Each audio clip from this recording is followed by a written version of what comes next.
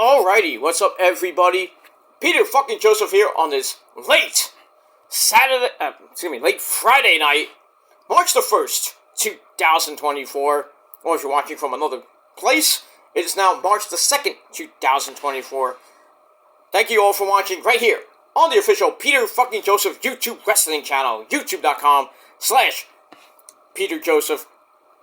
Make sure you like the video and subscribe right now to this very channel and my other channels down below in the comments section. Leave a comment if you wish. If you don't leave stupid comments because you're going to get blocked, and if you don't like that, too bad. But follow me on social media, Facebook, Twitter, and Instagram. Share the video all over the internet. And most importantly, tap and slap that bell. Turn on all notifications so you don't miss the next video, because if you do, well, you missed it. And you're SOL. And I think we all know what that means by now. So that's it. So once again, like, share, subscribe, leave a comment if you wish, and thank you for watching, and thank you for the support.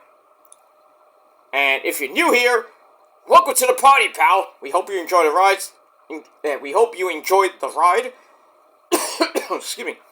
And like what you see, please hit that subscribe button, hit that bell to get more, and also like the video, and stick that thumb straight up the keister. And that's that. But like I said, once again, if you're new here, welcome to the party, pal. And hope you like what you see. If not, then you can get out of here. Go on somebody else's channel. You don't like it? Get out of here. Doesn't hurt me. You watched anyway. Even for a second, it still counts. But thank you. Thank you very much. That's that. Alright. Ladies and gentlemen, on this late Friday night, March the 1st, 2024. Happy March to everybody. Just finished off February. Now we're in the month of March. We're, as of this video, 29 days away. We're pretty much 4 weeks away from Easter. We are 2 weeks from Sunday will be St. Patrick's Day. You know, when all those Irish people get drunk and eat a lot of corned beef and cabbage. Blech. Nasty. Got that. Good Friday's coming up. You know, although Easter holidays are coming up. You know, ready hit Lent. So pretty much from now until Easter, on Fridays we can eat meat, but, you know, we cheat, so most of us cheat, you know, but, I mean, if you follow it religiously, that means you can't have meat, you can have fish, you can have soup, you can have pizza, just as long as it's normal pizza. You can have, like, with pepperoni, or sausage, or any type of meat on it. You can have chicken, per se, you know, chicken's poultry. I don't know why people say you can't have poultry, you can't have chicken. It's not a meat. I mean, it's dark meat, supposedly, if you have barbecue chicken, but it's just weird. I don't even think anybody takes it seriously anyway. But, you know, it is what it is. I just had a hamburger a little while ago. I was hungry, that's all I got in my fridge. I mean, I had that and I've had that and hot dogs. I could have made a sandwich, but I didn't feel like having a sandwich. I felt like having a burger. Big freaking whoop. Is it gonna, like, you know, is it gonna hurt me in the end? I mean, guys are like, oh, you can't do that! It's Lent! Hey, if you're craving a burger on a Friday night, then you will have a burger on Friday night. I don't care what anybody says, even if it's the Lord Jesus Christ. Just saying, but I felt like having a burger and I was hungry. So I had that with a little bit of tater tots, you know, because I got a loaded French fry potatoes. Yeah, but I had that, and I was happy. I was fine. But not gonna hurt to have soup or anything. You know, you don't want to have meat on a Friday night, then go do it. I don't give a shit. But yeah, we're in the Lenten season. 40 days and 40 nights, all that stuff. But in 29 days, we're gonna celebrate that glorious Easter day where the kiddies will color their the night before the kids color all the eggs, and then they go on a big freaking Easter egg hunt. And sometimes they'll get an Easter basket. They're gonna pick the basket. They get an Easter basket full of candy. It's not even Halloween, but it's Easter candy. You get the jelly beans, you get the Cadbury bunny eggs, and all that other good shit, M&Ms, and whatever you get in that Easter basket. You go on a nice little Easter egg hunt, maybe a scavenger hunt, whatever it may be. On Easter, we watch some baseball. NBA playoffs are going to be coming up. Pretty much the NBA's and NHL season is going to be in playoff mode. Baseball's pretty much in the, actually this year, baseball will be starting on the 27th, 28th. So, right on Easter weekend, we're going to see the first couple of games of the 2024 season. Mets, Yankees, and everybody else you know and love. So that's going to be nice. I mean, because usually you have your Easter meal around the afternoon or evening time. So, you could go watch the Mets, you can go watch the Yankees, depending on what time they play. Mets could have a night game, you're watching the Mets while you're having Easter dinner. Or you can watch the Mets in the day, and then watch the Yankees at night. Or whatever you may want to watch on that night. Nothing really major, major TV shows, like It's a Wonderful Life or anything else. That's December, but, With Easter, not really anything major. Besides the Easter parade in the morning. Like the Macy's Easter parade, or whatever it may be. But, we watch a lot of baseball. Because it's the boys of summer. Everything, but yeah. But Easter's a little bit early this year. It's usually in April, around the middle to end of April. Sometimes it's a little bit early. Like this year's early. Next year will probably be sometime in April. But, hope everybody will be enjoying their Easter. But we'll talk about Easter in a couple weeks. And that's that. But most importantly, I hope everybody has a great weekend. The unofficial first weekend of March. And we're going to roll through this month. And we've got a lot of big things happening in the world of professional wrestling. Besides baseball starting at the end of March. Hockey, pretty much in this last month or so. The Rangers got 22 games left as of right now. Number 1 in the league again. That 10-game winning streak went very good. And then they lost to Columbus, which was a kind of dumb loss. But they came back and won the next game. So they're back on track, 11 to 12. That's damn good. 83 points on the season. 22 games left. Hopefully, the Rangers get that number 1 seed in the league. Really the number 1 seed in the Eastern Conference, because they don't have home ice throughout most of the playoffs, which is going to be great. But there's a lot of great teams in the NHL right now. Winnipeg, the Jets. Winnipeg, Florida, still a pain in the ass. Carolina, Washington, those Boston buttholes, Bruins, still a force to be reckoned with. They're about a point or two away from the Rangers, and I think Vancouver, they said. I read Vancouver is right next to the Rangers, 38 wins, but the Rangers have 40 wins. But I think a couple of games in hand, so it doesn't really matter. If Vancouver, well, we'll see. Who gets the President's Cup? But that doesn't really matter to me. But the Rangers get it. That's great. We've won it before many times. But the one thing that does matter is the Stanley fucking Cup. Because the Rangers haven't been in the Stanley Cup Finals since 2014. Been 10 years. Should have won it that year, but those overtime games really fucking killed the Rangers, especially in LA when they lost to the Kings in I think they lost in 5 or 6 games. The first two overtime games killed the Rangers' chances of getting the cup. I mean, they had a good comeback, but then after that, man, pretty much downhill. Even though last year they had a 3-1 lead over Tampa Bay, and that hurt. That hurt. Getting up to a 3-0, 3-1 lead, and I was like, this is over. And next thing you know, Tampa Bay won Game 4, won Game 5, which they shouldn't have won. Game 6 was in Tampa. Rangers should have won that game, and then Game 7 at the Garden just hurt.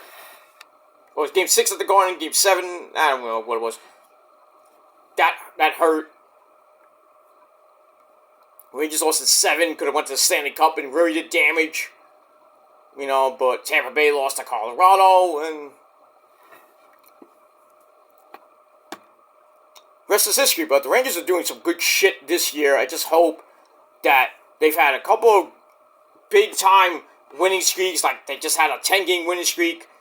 First time in franchise history.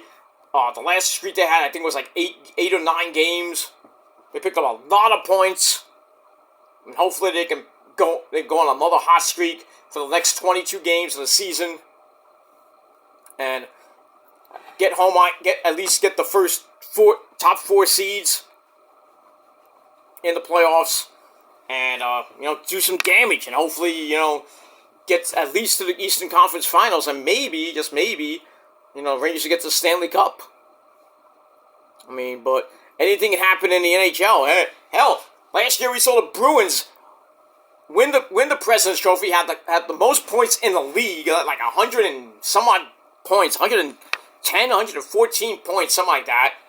Maybe a little bit more than that. I don't remember the exact number, but what happened to them? They in the first round to the Florida Panthers, who made a great run and then lost in the Stanley Cup.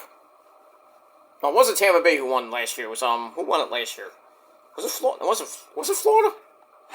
I forgot who won the Stanley Cup last year. I can't even get my other phone to look it up. But I think it was Colorado or Florida won the Stanley Cup. I forgot who won, but I know Florida went to the Stanley Cup Finals. I know that. I forgot who they played. I think it was Colorado, but I don't remember. But I don't get this itch in my leg. It hurts like hell. That's what she said. But let me move on. All right, so we got all that coming up in March, and pretty much April is going to be the big month where baseball being its first full month of action. See what the Mets and Yankees are going to be doing by then. Mets had a hard relay today. We lost their second in a row after a 4-game winning streak, but it's spring training. Nobody gives a shit. Yankees just came out and bombed Toronto tonight. Rizzo had a grand slam. Nobody cares. Another guy hit a home run. Nobody cares. Soto hit a home run a couple of days ago. Nobody cares. Steroid user. But I digress on that. It's all going to count on March the 27th. That's all I got to say about that. The Mets got the Brewers for 4 games to start the season at home. We'll see. I don't like their chances, but they could surprise us. They could surprise you.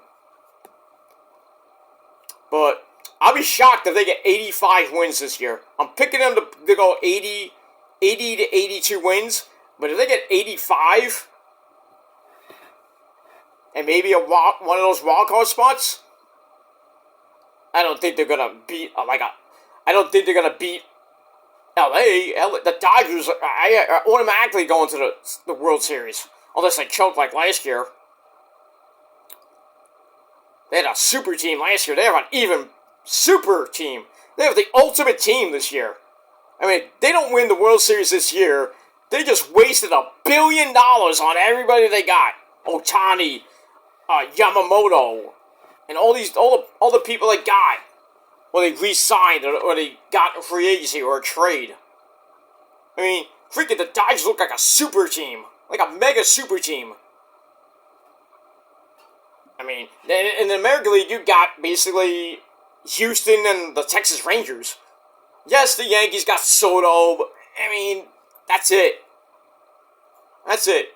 I mean, even if the Yankees face win the AL American League and go on to face the Dodgers will wipe the floor with them. I don't care if you have three of the best players on your team, like the big three steroid users, Stanton, Judgy Wudgy, and Soto. I don't give a shit. Thinking Ohtani's gonna have 60 home runs this year, at least, if his arm doesn't give out. Yamamoto probably have 15, 16 wins. Ohtani, if he does pitch, probably have at least 12, 13 wins. He's gonna have a lot of home runs. And their pitching staff is just, forget it. With those two guys and Kershaw, who they just re-signed, that's like a 1-2-3 ace. And then I don't even know who the 4-5 starter is. And they got a good bullpen, a great offense. I mean, they should win they should win the NL West by a lot. At least by 13, 15 games. And then you have to say oh yeah, they got the best record in the league. And what happens? They choked because they ran out of gas. Not like the Mets the last couple years. Great season, had a great season and everything. Should have won at least from 2021 and 2022. Should have won the NL East, but choked it to the Braves. I mean, 2020-21, they didn't even make the playoffs, which is sad. 22, they made the play. They got the second wild card. Lost to the Padres when they should have beat them up. And just DeGrom, Scherzer, and Chris Bassett pitched like shit. Even though DeGrom in Game 2 pitched pretty good, not great, but they got the win. And Bassett could have saved the season and laid an egg. The Mets could have went on to the next round, and I think they were gonna face the Phillies. That would have been a great 7-game series, but the way the Mets were playing in 2022 near the end, choked the good lead to the Braves the last 10 games or so, and luckily they had a good record to get one of those wild cards. They just ran out of gas. And last year, they were doing okay, and then, injuries after injuries after injuries, they started to stink right before the All-Star break, and then pretty much after the All-Star break, downhill, they didn't even make the playoffs. Sad. No wild card, no nothing. Scherzer goes bye-bye, Verlander goes bye-bye, Edwin Diaz gets hurt right before the season starts. Could have picked up some good people at the trade deadline, and what did they get? Some fat fuck like Vogelback. Oh, by the way, he hit a home run against Garrett Cole tonight. Ha! The big fat fuck does the Yankees in once again. Too bad he's on Toronto, doing nothing. Probably won't do anything there. He'll just be their DH and do nothing. Just sit on his fat ass. Like he did for 2 years on the Mets. Fat as fuck, cannot run. He has a decent stick, but no, not that stick. But a decent bat, but he strikes out way too much. That's your problem, Toronto. But he just hit a bomb tonight off Garrett Cole. Sucks to be you, huh? That Yankee pitching staff looks like shit. I'm sorry. They have Cole. They have, I don't even know their rotation. I really don't give two shits. I think they still have Nestor Cortez if he came back from injury. But the other pretty much the other 3-4 guys in their rotation pretty much suck. Pretty much. I mean, I know the Yankees are going to win a lot of games with their offense. Judgy Wudgy and Soto alone probably going to have like 50, 60 home runs. Stanton, if he can stay healthy, because every year he's been on the Yankees, he has been pretty much injury prone. So, what a waste of a 10-year contract that was. You know, Judgy Wudgy has a big, fat contract for, I think, the next 8, 9 years. He was injured. He had an injury with his fucking toe last year. You know, Soto was on and off. So, I mean, we'll see what happens with the freaking Yankees this year. I mean, they may win the AL East, depending on what Baltimore does. Baltimore had a resurgence last year, 100 wins, and choked. Sorry, Otaku, but, you know. I think with new ownership, the Orioles will be pretty good for the next few years. You know, we'll see. Boston got a couple good players. Toronto got a couple good players. Tampa Bay, I don't think it's going to be a dogfight in the AL East. But if it is, it's probably going to be between the Orioles and maybe the Yankees. But that's pretty much it. And, you know, the AL Central, I could care less who wins that. AL West is probably going to come down to Texas and Houston to see who wins that division.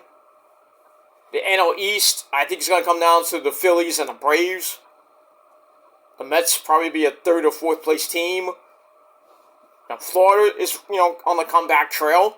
Washington is pretty much a rookie team. NL Central, toss up there.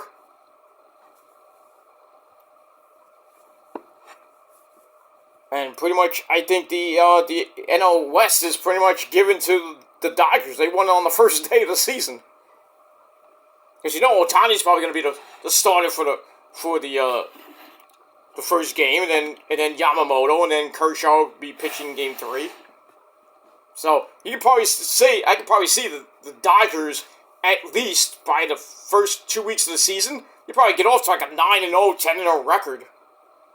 I mean, I don't think there's anybody that's going to stop LA right now, unless they can stop themselves.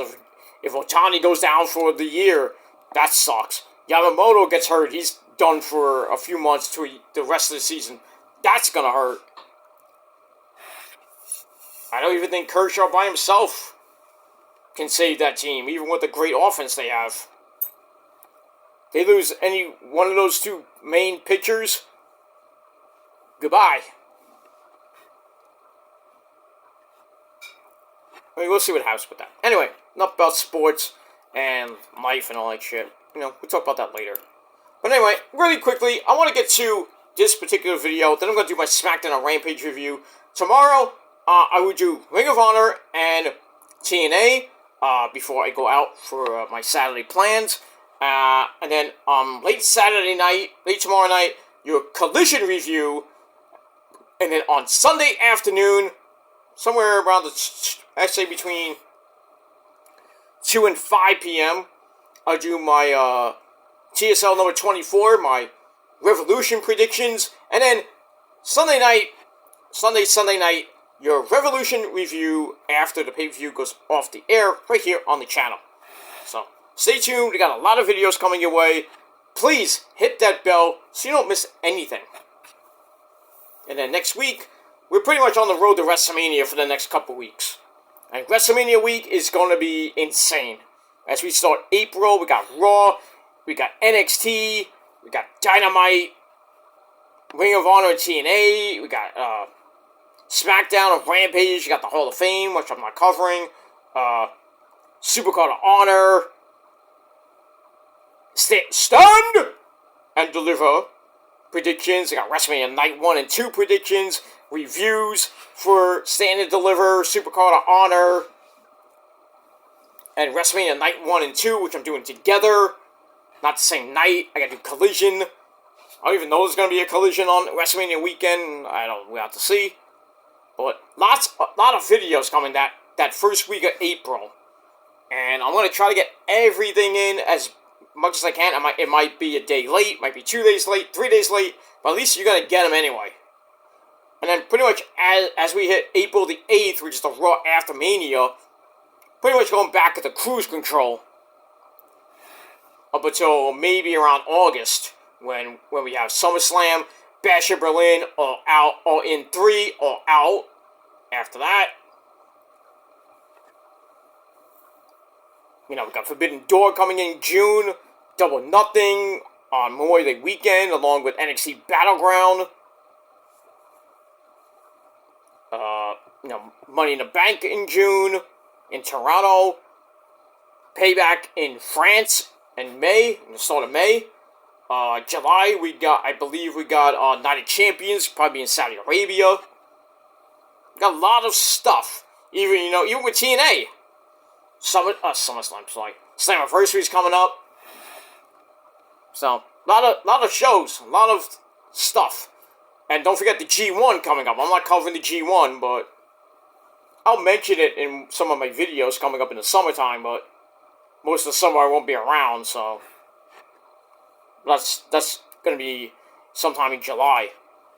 July 4th weekend it won't be here. Near the end of July it won't be here for about a week or so. Then August, I'm taking off right before SummerSlam. Like a few days before SummerSlam, not the week before SummerSlam, but the weekend before SummerSlam, I'm not going to be around at all. So, but we got that. But pretty much by the time we get to Labor Day weekend, I'll be back in New York and everything. And I'm just gonna go straight till the end of the year as we go on to the rest of 2024 into 2025 and beyond. As I'm gonna hit my 15-year anniversary and other stuff to come. Even me and the missus' anniversary is coming up in about a month from now.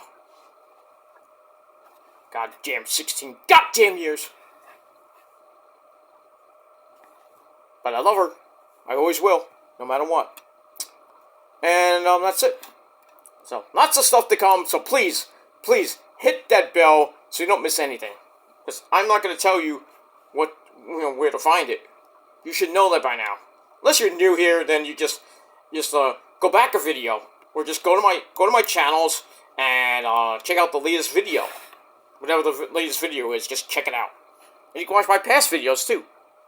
And that's it. Alright, on this late Friday night, March the 1st, 2024, or if you're watching from somewhere else, once again, it's March the 2nd, 2024, I want to give you my AEW Dynamite thoughts. Do you understand? Thoughts. So just talk about a little bit of what happened on Dynamite this past Wednesday night, as it is the go-home show before this Sunday's Revolution pay-per-view. Sting's final match in Greensboro, South Carolina, or North Carolina, whatever one of the Carolinas. But we got that. Alright, so Dynamite this past Wednesday night, pretty decent show from the Von Braun Center in Huntsville, Alabama. Now, I don't know how far Huntsville and Greensboro are, but the only two cities I know in Alabama, that's Huntsville and Greensboro, Alabama.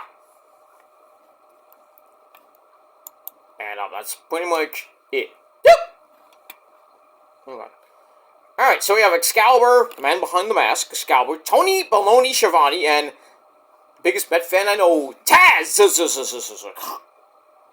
We got that. Alright, so it was a good show. Sting's final Dynamite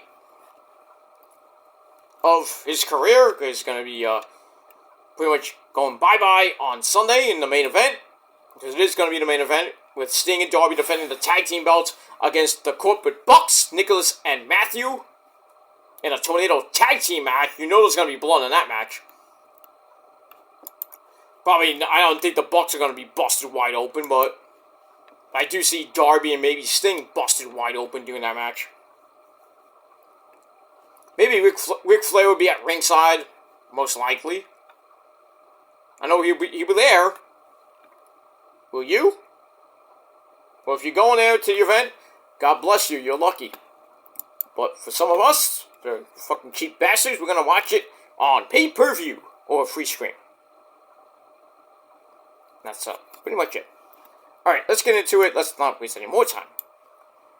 Alright, so, look at that. So, we had Hangman Adam Page start the show, comes out on a crutch because of that so-called, well, at the time, it was a very serious ankle injury that he had last week in that six-man tag team match where he teamed up with RVD and Hook to take on Joe, Swerve, and I forgot who else was there was Brian Cage of the Mobile Embassy. So we had that. At the end, Page hurt his ankle, and we heard reports that he got injured. He couldn't put weight on it. And then we heard reports that he was fine when he went in the back. So it was kind of like a schwork or work. Who knows?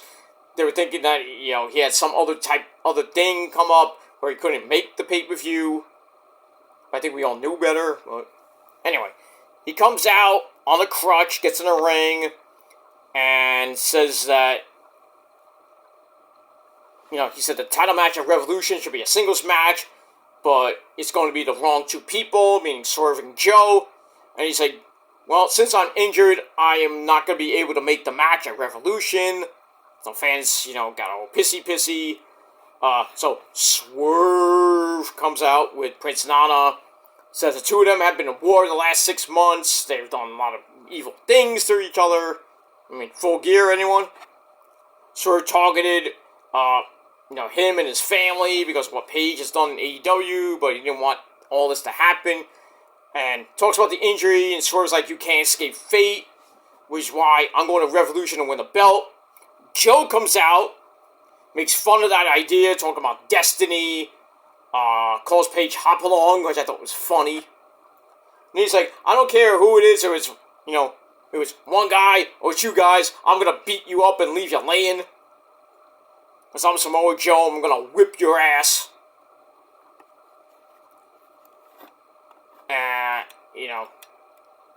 He's like, I'm the same man who broke into a wrestling school and left an 18-year-old bleeding. Damn. Says Swerve broke into Adam Page's house, threatened his child.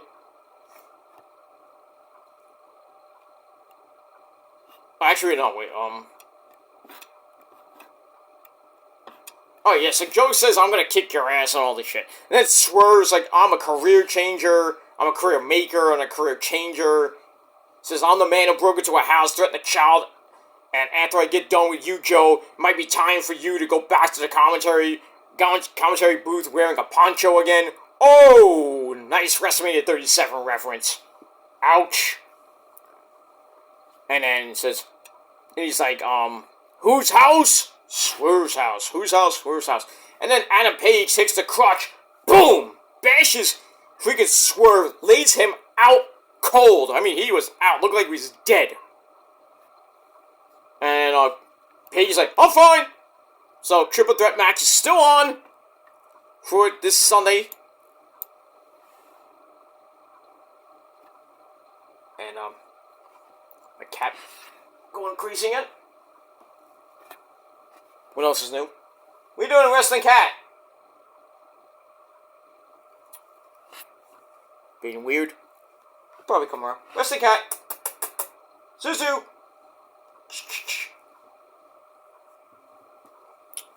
Anyway, I don't know what she's doing. Being weird, as usual. But, in any case, okay, so he says that. So that ends the segment with, Swerve basically knocked the fuck out. And, Adam Page seems fine. We all knew he was fine. He was faking it. He was playing possum. Alright, so I gave that, 3.5 out of 5 stars. That's that. We had the Bucks arrive, in the, outside the arena.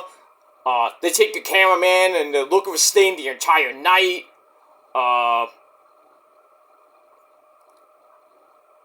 They go into the arena and they arrive. There's a picture of Ruby Soho on the back of a truck. I thought it was kind of weird. Nothing really happened. And the Bucks, like, during the whole show, they're looking for Sting. They finally go to his dressing room. They go in, and we have, like, a mirror and a bats hanging from the ceiling, like Sting's Funhouse. That was kind of sick. It's like, hey, this ain't Raven. What about Raven? So, we got that, and then we get to this ending segment, which I'll get to in a little bit. But we got some action. You know, a little less talk and a lot more action on AEW TV. So, we got that. Alright, so we start off with the first match. The Blackpool Cup Club of Jon Moxley and Claudio taking on FTR, Fuck the Revival, Cash, Glock Wheeler, and Dax the Axe Hollywood, teaming up with the Triple Crown champion Eddie Kingston. So we had, and Bryan Danielson in the match as well. 6-man tag team war, and this was a war. Sorry that. Back and forth they went, but anyway, in the end, FTR hits the Shadow Machine on Claudio, and then everybody else hits their finishers. And then Bryan Danielson hits the Busaiku knee on Eddie, and stomps a mud hole in his head, and sets up the triangle choke, and Eddie's just knocked the fuck out. Bing, bang, boom. The Blackpool Cup Club get the win. Danielson pins the Triple Crown champion. That might be a prelude to their match for the Triple Crown at the pay-per-view. I hope Danielson wins, but a lot of people are saying Eddie might retain. I mean, we'll see, but that's that. So, great match, 3.5 out of 5 stars for that. Then we go to the back with Renee Paquette. She's with Le Champion, Chris Jericho. Talks about wrestling Atlantis Jr. Later on. Then talks about facing Atlantis Sr. 30 years ago in CMLL. He says, I don't care if you're the son of Atlantis. I'm gonna kick your ass. I'm gonna promise violence. Yeah, that's pretty much it. Got that. Tony Baloney is in the ring with Will Oceanspray, as he's now all elite, so he's making his kind of technical debut, return, whatever you want to call it. Comes out like Kermit the Frog, green, all green. Talks about, he had some flight trouble with Delta, losing his bags, but he found them. That was nice, they found them. Talk about his time in AEW. So far, he's done with his contractual obligations in Japan. And Red Pro. I believe in Red Pro as well. Now he's in AEW full-time, bruv. Talks about being part of the Doghouse family. Who on cue come out. Takeshita, or Takeshita, Doghouse, and Papa Powerhouse, Will Hobbs. They all come in. Callis talks about the talent in the family. Kyle Fletcher as well. Hypes up the match with Oceanspray and Takeshita at Revolution. Takeshita and Oceanspray shake hands, but, Oceanspray's like, get over here! And they won't let go. Cal's like, yeah, I like this is great! And that's pretty much it. I thought it was going to be a little bit of, maybe, like they're going to fight, but nothing really happens. So, it's going to be an epic fucking match. I think it might steal the show. I would hate to have Oceanspray lose in this, AEW kind of return match. Because we haven't seen him since a while. I think we last saw him at World's End, or maybe at Full Gear. I don't remember, actually. It was after, I know it was way after All Out. I think he was on the show a couple of times before, he finished off in Japan at Wrestle Kingdom. I'm talking about AEW-wise. We haven't seen him in a long time. But his last official match was in Japan. In Red Pro, so we got all that. So we'll see what happens with that match. Should be a banger, and we'll see what happens on Sunday. Sunday. Alright, so that I gave a 3.25 out of 5 stars. We see the Bucks, interrupting Eddie Kingston in the back with Renee Paquette. They don't like what he's been saying about them. Nicholas threatens to fine him. And Eddie's like, for what? He's like, Eddie, you need to dress better because you look like a bum. So we might enforce a dress code. Yeah, everybody's gonna be wearing puce. Blech. Figures. And we get all that. We move on. Alright, so I give that 3 out of 5 stars. We had Freshly Squeezed Orange Juice, Orange Cassidy, defend the Intercontinental title against Nick fucking Wayne, who is an open challenge. Nick fucking Wayne answers it. He comes out with his mom, his hot as fuck mom, Shayna Wayne, and his technical dad. That's Mr. Christian Cage. By the way, how's our fathers doing this evening? Well, this morning, whatever it would have been, maybe. How's your fathers all doing? Mine's doing pretty damn good. But I digress on that. Alright, so it's a back and forth match. We had the Kingdom of I'm Matt Taven and Mike Bennett, the man who punches people in the dick and gives them a power driver. And Matt Taven, you know, Mr. Don't Call him a Melvin. Because if you don't like Matt Taven, you are a Melvin.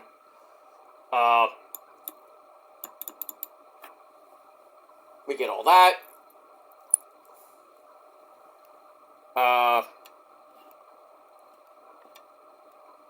So they tried for a,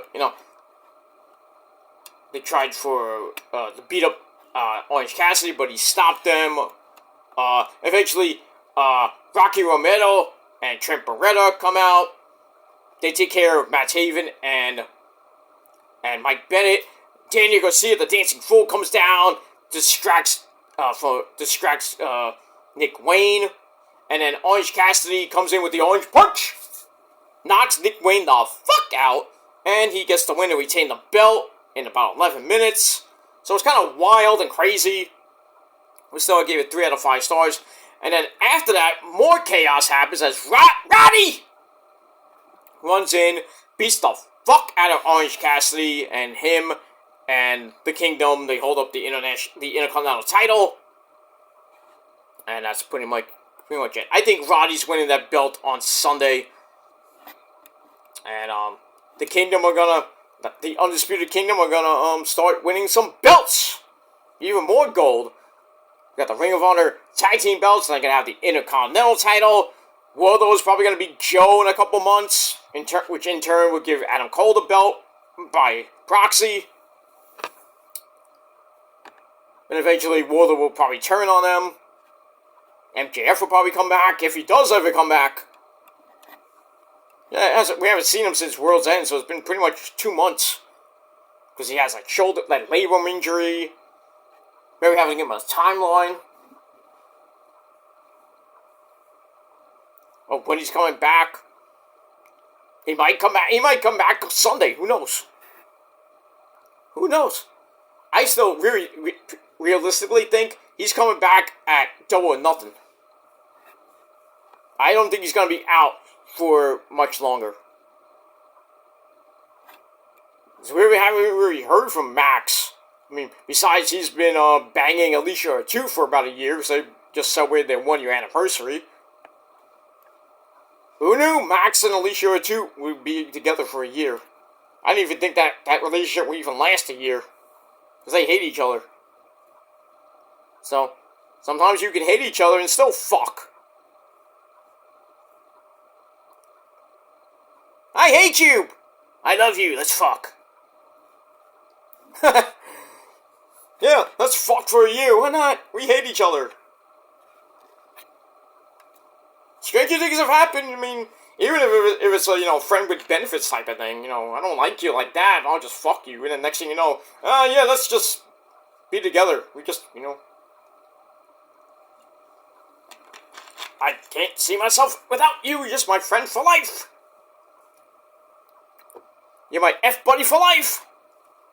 Oh, just make it official already! We Can't be fuck buddies, and just not, not be together.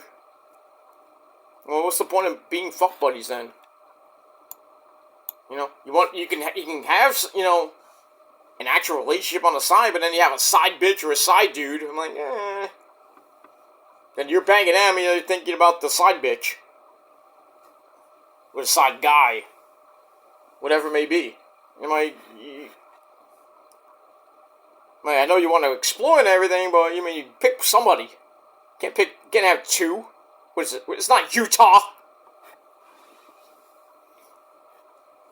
You know how Utah is Mormon country. You can have like monotonous relationships or monogamous relationships. Like some guy has like 3 wives or 7 wives. He has a wife for every day of the fucking week. Lucky you. Like, how do you choose who to have sex with? Is it a schedule? Maybe you have 2 in one night. I don't know. I would have that with my Asian chicks. I just have to get 4 more Asian chicks. Well, I kind of do, Oscar, Kyrie, Io. I can pick out Abe Mio. I can pick out Pieter, Miyu Yamashita. I can pick out Maki Ito, motherfucker! On loan. Sorry, you know who. You know who owns her. On loan. That's 7. That's pretty much 7 right there. I might have to sub in maybe a few people like Mina Shirakawa. Maybe so many other hot Asian fucking chicks.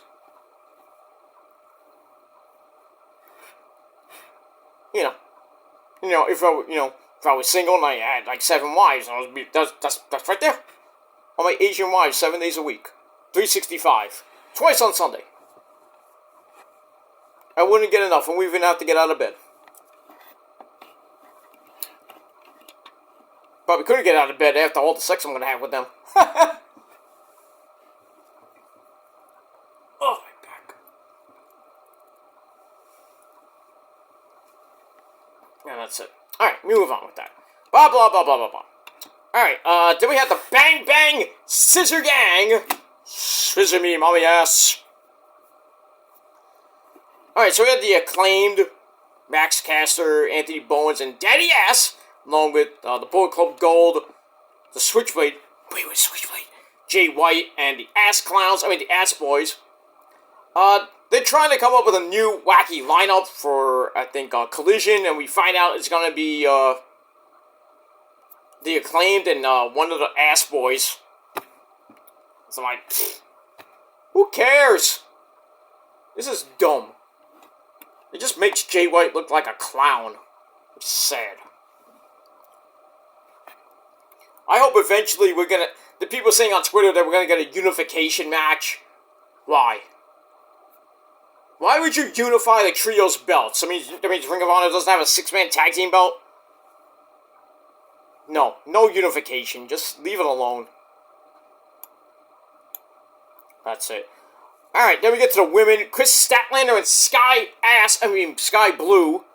Willow Nightingale and the Pitmasters, Stokely Hathaway at ringside.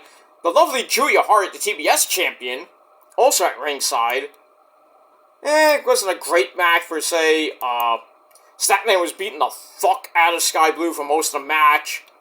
And then Stokely wanted to use a chain. He wanted Chris Statlander to play a little bit dirty. And then Willow's like, no, don't do it. And then Statlander's like, I'm not doing this. And then next thing you know, she gets hit with the TBS championship that Julia Hart threw in. She's injured at the moment, but she's going to be defending the belt pretty soon. I don't know when, but... So, she hits Statlander in the head with the belt. Then Cold Blue, 1, 2, 3. Sky Blue gets the win. So, yeah, that was that. So I think Stokely, being a dumbass. But that's that. So I give the match 2.5 out of 5 stars. That's that. Jericho and Atlantis Jr. Nothing great. I don't know who this Atlantis Jr. guy is, but he looks really green in the ring. There's a lot of botches here and there. Started off really slow. Then the end of the match at least got a little bit better, but in the end, Atlantis got in a spinning torture rack, kind of like submission. It looked nasty. It was like, damn, like Jericho's about to tap, but it got reversed into the walls of Jericho, and then Atlantis Senior threw in the towel. That sucks. That would suck. Your own fucking father throws in the towel. What'd you do that for? I was just looking out for you. Yeah, you might make me lose, asshole. And then you have Andre Chase come in. It was a teachable moment. Smack.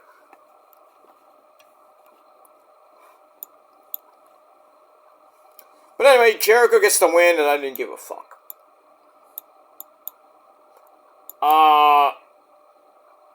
And then afterwards, they shake hands, and then kick the nuts.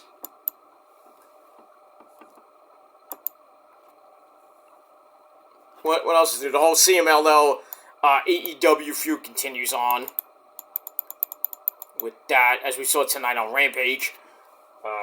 Which I'll do a little bit. But that's that.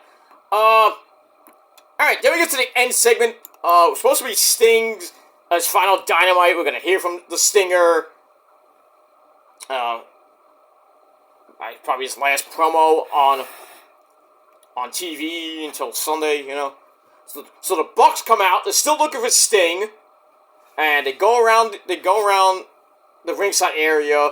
They find a bunch of guys in Sting Max, and one of them is Darby Allin. How you doing? I come from Seattle. I wear a stupid mask.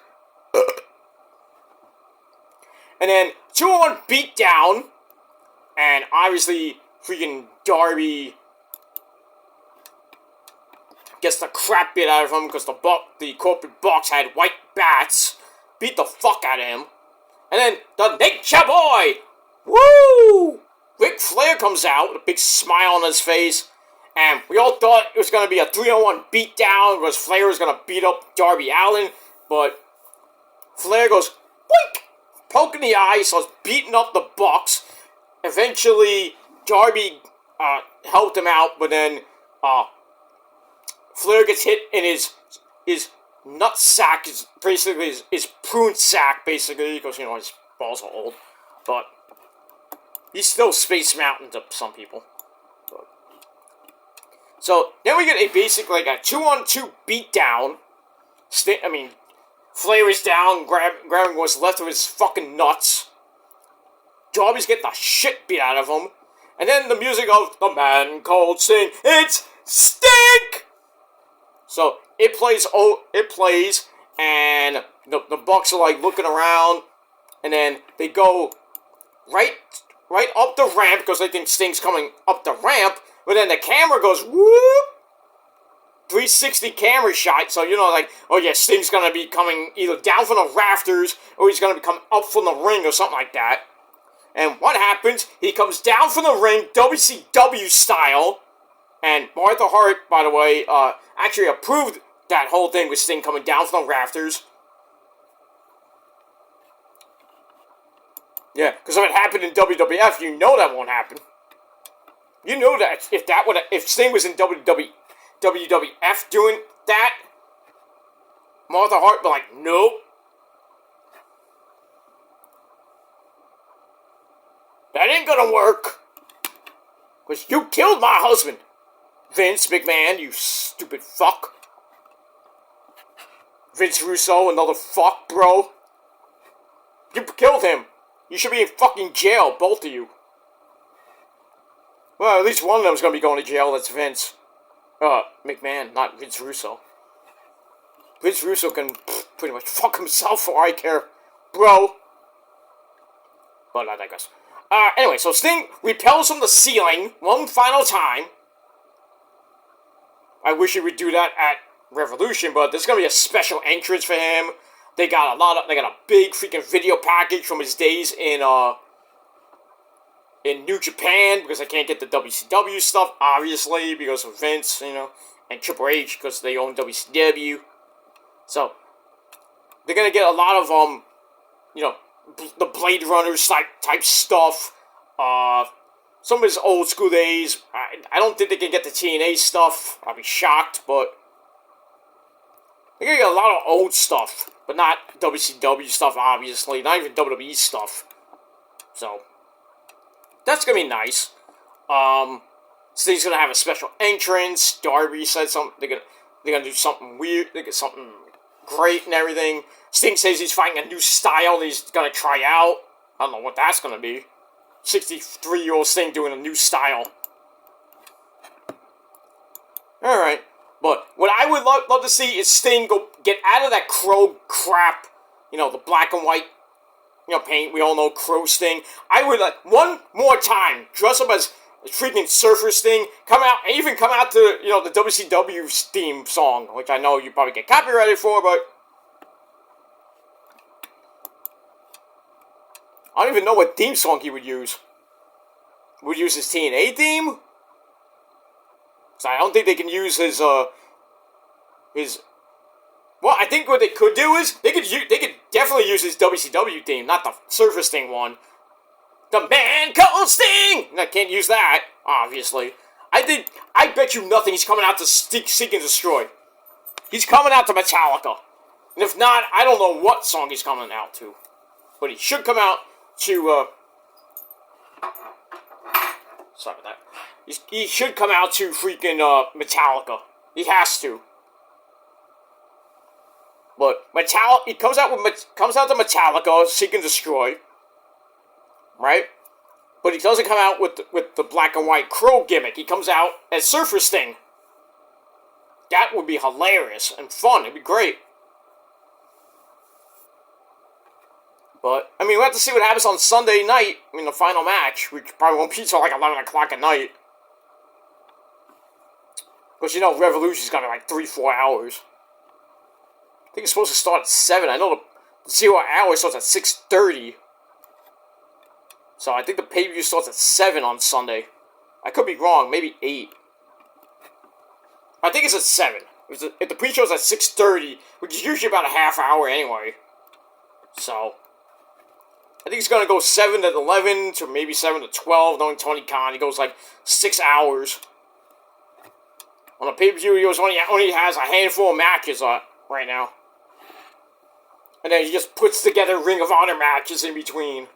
Not a Ring of Honor pay-per-view, moron. Oh, let's just we're going to put the TV title on the line on a freaking AEW pay-per-view. Makes some freaking sense to me. We have Athena on the fucking pre-show defending the belt against some random woman. And oh yeah, Athena is still your women's champion after that hellacious fucking 2 out of 3 fall tables match. Brutal.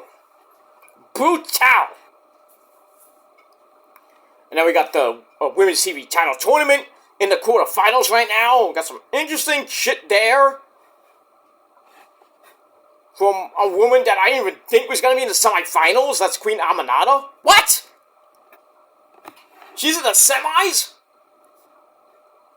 For a person that didn't even win a match on AEW television. She lost to Abaddon. She lost to,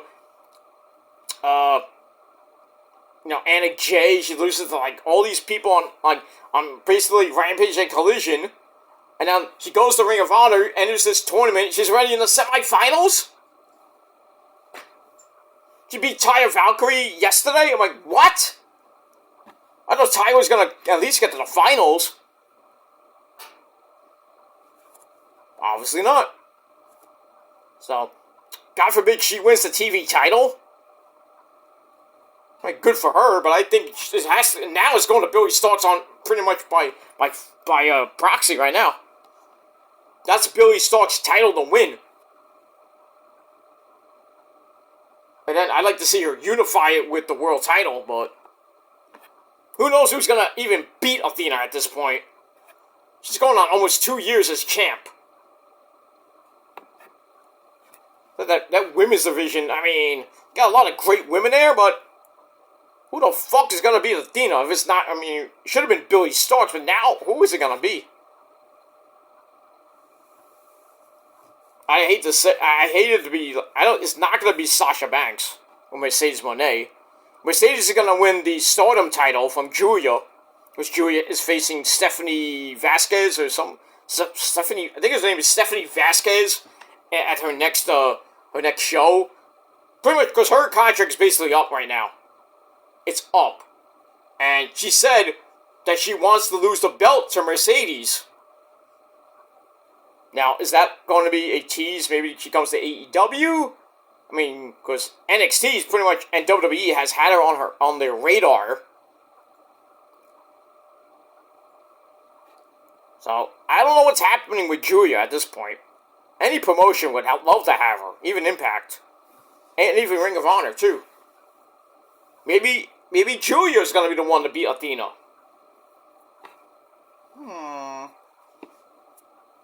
I would love to see Jade Cargill and Julia go at it later this year, if WWE signs her. Jade versus Julia at SummerSlam. Book that.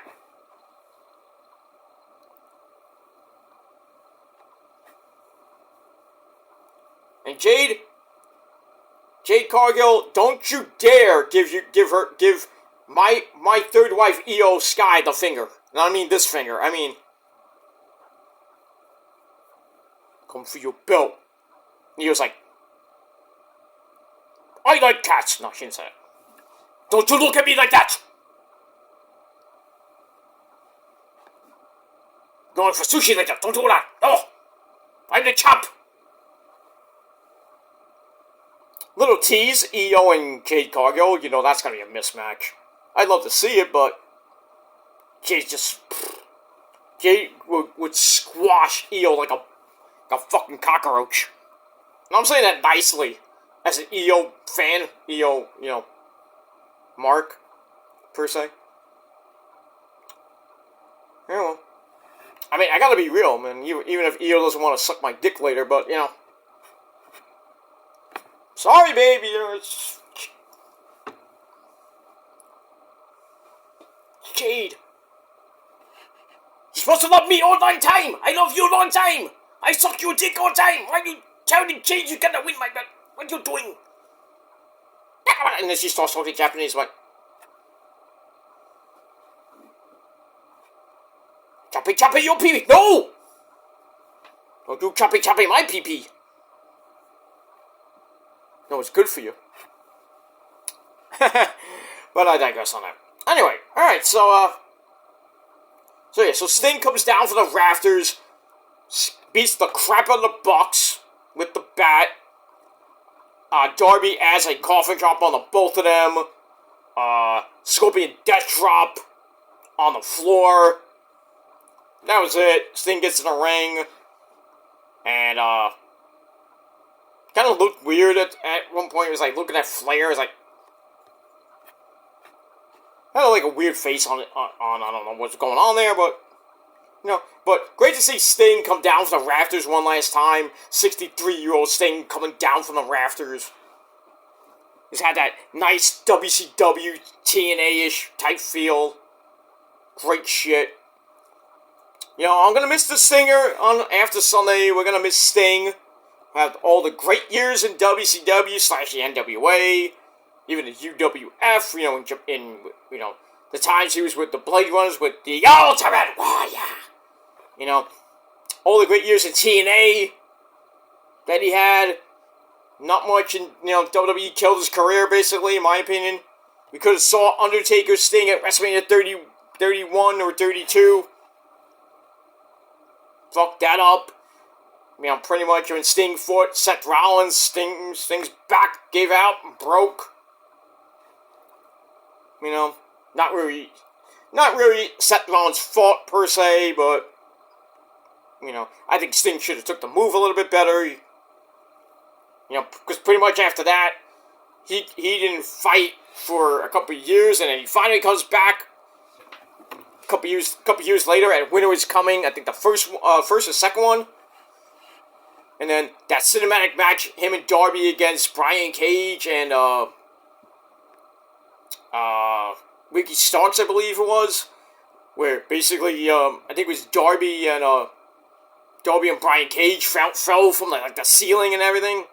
Like really weird, the really crazy cinematic end to that match. which Darby and Sting won, obviously. You know, all the matches that Sting had as pretty much as a tag guy. He didn't really have a lot of singles matches. He was just teaming up with Darby for a long time. 6-man tag team matches here and there. He had one with Punk, which stunk. But most of the matches he was in were pretty decent. Ended his career with the tag team belts. They could still win on Sunday, retain the belts from the Bucks, but I doubt it. I think Sting's gonna go out in a blaze of glory. I really don't think if they do win, then what's gonna happen with the tag team belts, that they're gonna vacate them and there's gonna be another stupid tag team tournament, because you know how Tony Khan loves tag team tournaments. You know, he loves tournaments, period. So I hope we don't get another one of those tournaments. But, we'll have to see after Sunday. But I really think the Bucks are going to win the belts for the third time. Or second or third time. Sting's going to go out in a blaze of glory anyway. Bloody blaze of glory. And then, I don't know if they're going to do something on Dynamite this Wednesday night. I know Okada may or may not be on the show. They were planning something big. That's what Tony Khan said. We got something big for the show on March the 6th. And then Big Business is the week after that in Boston, Massachusetts. And you know who's going to be there. Mercedes Moné. Most likely. I mean, she's the kind of promoter. She's on the payroll. And then people's like, oh, after what happened with Bayley tonight.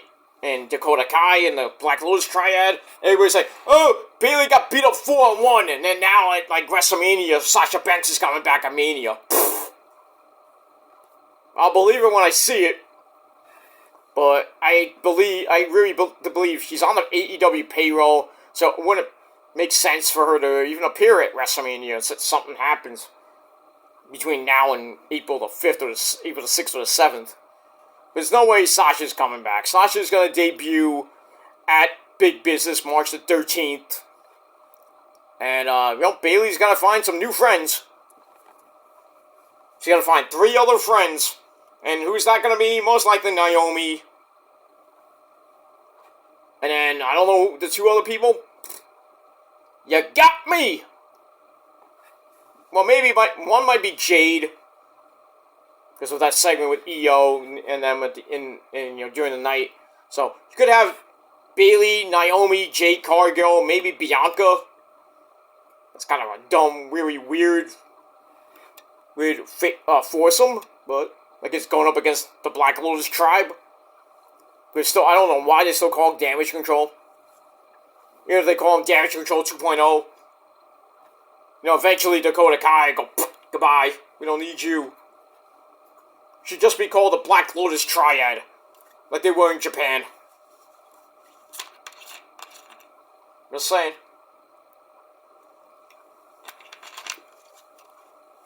Just saying. But, we'll see what happens with all that.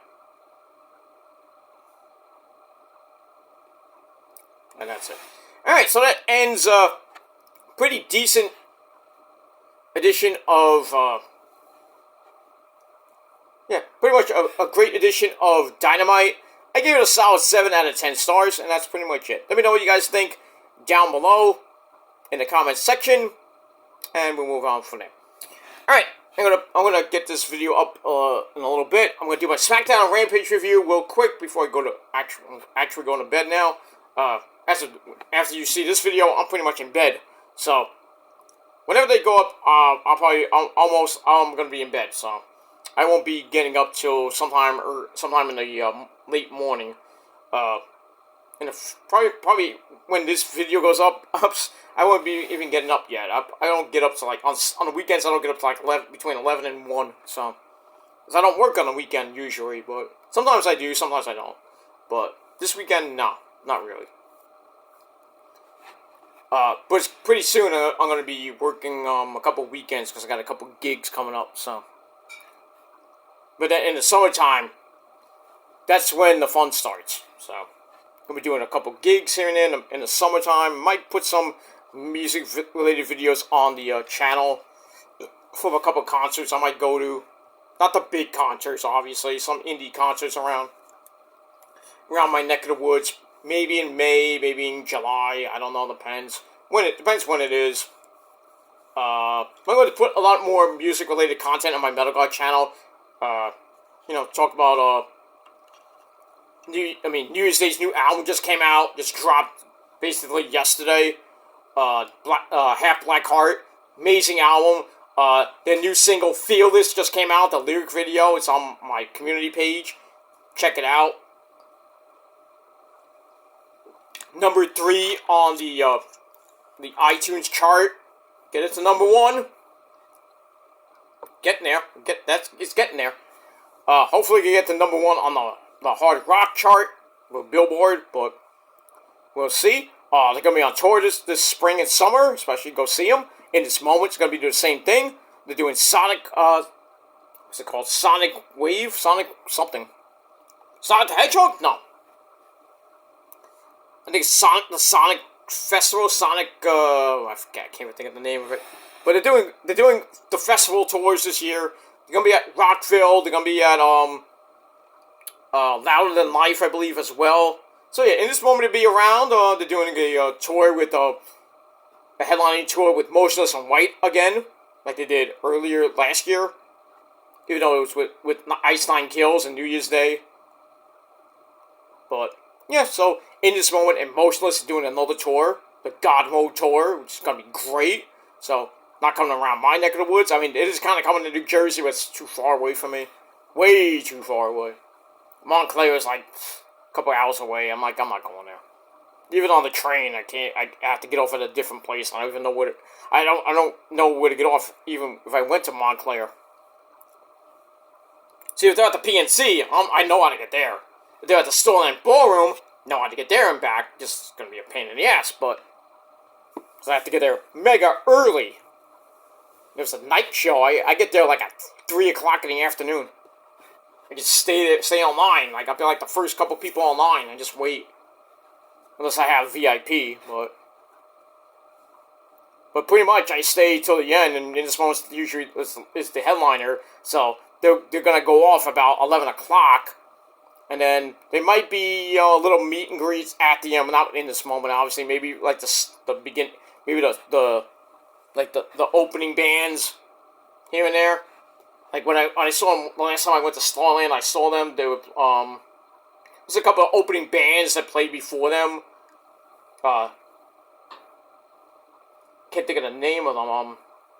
There's one band I loved. I got their CD. I met one of the I met the backup singer, and he's playing keyboards. I met the keyboardist from that band. Got their CD, got it signed, and everything. I think I got his picture too. And then pretty much me and Rosa left because we had to get the freaking cab to go take it to the train station. We had to get off at South Amboy. We had to get there quick because you know how the New Jersey transit trains are. You miss it at 1 o'clock. You're stuck in Jersey for the entire night. And it's gonna be a long fucking Uber ride or Lyft or cab ride back to New York City. Depending on where you get off in New York City, you probably have to take the, I don't even know where you can get off, really. You probably have to take the Garden State Parkway all the way maybe to, I would say maybe you take that to, maybe, the George Washington Bridge and then get off at 175th. That's where the GW Bridge is. And then you gotta take the A train, which goes local, like at after 12 o'clock at night. Then you take that all the way to 42nd Street, and if you live in Brooklyn like I do, I would have to take another train all the way down to take another cab, back home. I'm like, I'll just try to find a fucking, if I have any money left, I'll try to find somewhere to sleep for the night, and then go home in the morning. If I had any money to go home in the morning. You just gotta, if you're going there by, even the Stolen Ballroom or the PNC, if you're going there by train, the New Jersey Transit train, I'll tell you much, you better leave right after the show. Right after the show, get out. I mean, you can do a little meet and greet, but I would, like, 15 minutes most. But I would just get out of there after the concert ends, whether it be 10, 11 o'clock. Get out of there, call a cab, or try to find, call a cab. I mean, and go in there, I would suggest if you go in there, get the business card of the cab company that you go there with, because you can call the guy back, say, hey, I need a cab at like 11 o'clock at the Stolen Ballroom, and then just tell them where you are. You could be in the parking lot, you could be across the street, which me and Yosu usually do, right by the park. It's like a big freaking VFW thing right across the street. We stay in the parking lot, we have to wait for the cab, and we don't know where it is. Sometimes the guy goes into the parking lot, where are you? Like, we're across the street. What are you doing over there? It's like, we told you we were going right there. So then we have to cross the street, which is a pain in the butt, get in the car, take like a $20, $30 cab ride all the way back to the train station, and, have to get there around before midnight, and then we get there, and then the train comes, and then zoom, back in New York by 1 o'clock-ish in the morning, and then we have to walk all the way to the actual MTA train, take that train back into Brooklyn, and then we gotta take another cab ride, which is another $10-15. It's a lot of money going there, trust me. So, get your tickets early, and then save up for that cab ride and the train. So I don't know how much New Jersey Transit is now, going round trip from New York to South Amboy, or even New York to Matawan, which was, I think you get off when you go to the PNC. Last time I remember going there, it was like $60 full price for round trip. It might be more now, it might be $75 now, I don't know. But in any case, yeah, it's a pain in the ass. It's a pain in the ass. So, I mean, you gotta take money for the train, back and forth. Well, full price, round trip tickets, if you're going by yourself, well, if you're going with somebody else, that's like $75 total. And then when you get off at whatever Matawan, you get off at if you get off at the Starland, you get off at South Amboy.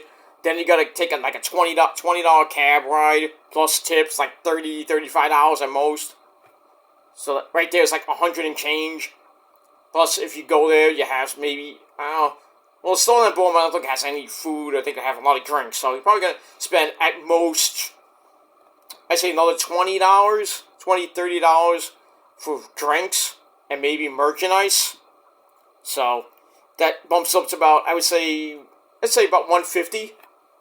And then going back to New York, another $30 cab ride, so that's like $180.